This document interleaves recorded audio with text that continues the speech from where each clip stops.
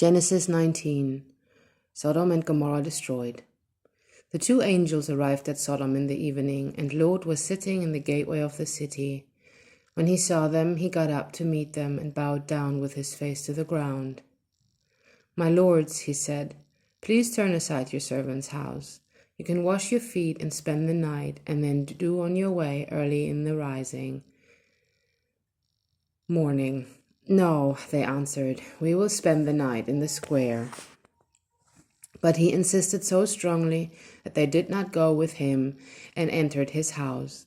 He prepared a meal for them, baking bread without yeast, and they ate.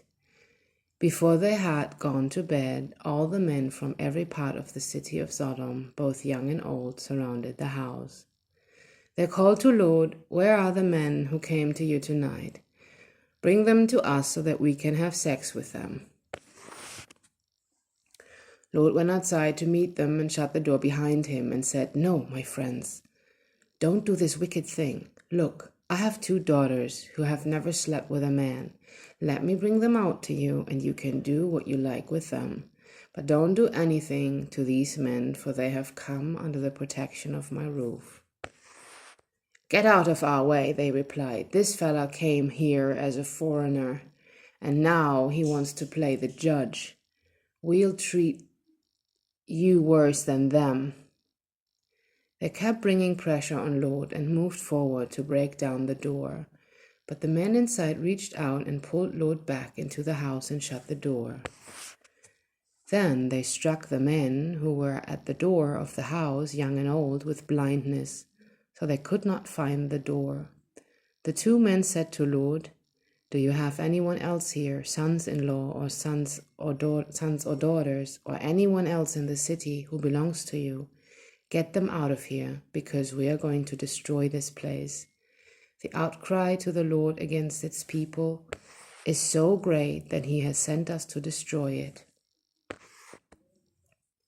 So Lot went out and spoke to his sons-in-law who were pledged to marry his daughters. He said, "Hurry and get out of this place, because the Lord is about to destroy the city."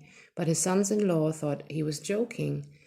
With the coming of dawn, the angels urged Lot, saying, "Hurry, take your wife and your 2 daughters who are here, or you will be swept away when the city is punished."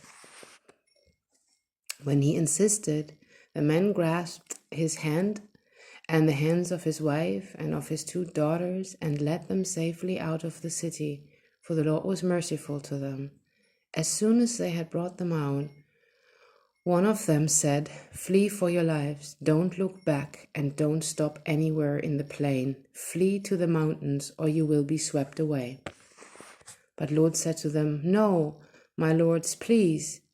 Your servant has found favor in your eyes, and you have shown great kindness to me in sparing my life, but I can't flee to the mountains. This disaster will overtake me and I'll die.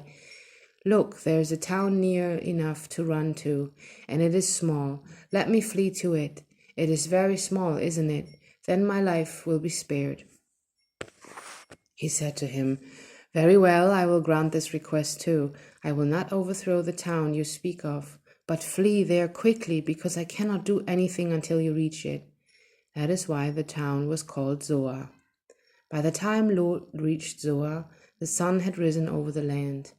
Then the Lord rained down burning sulfur on Sodom and Gomorrah from the Lord out of the heavens. Thus he overthrew those cities and the entire plain, destroying all those living in the cities and also the vegetation in the land. But Lot's wife looked back, and she became a pillar of salt. Early the next morning, Abraham got up and returned to the place where he had stood before the Lord.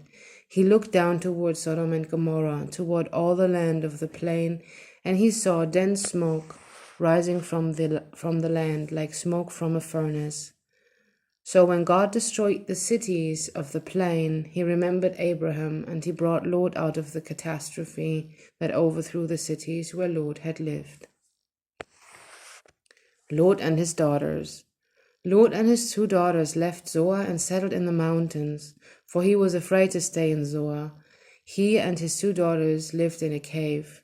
One day the older daughter said to the younger, Our father is old, and there's no man around here to give us children, as is the custom all over the earth. Let's get our father to drink wine and then sleep with him and preserve our family line through our father."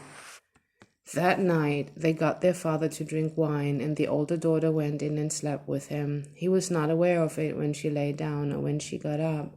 The next day the older daughter said to the younger, "Last night I slept with my father. Let's get him to drink wine again tonight, and you go in and sleep with him so we can preserve our family line through our father."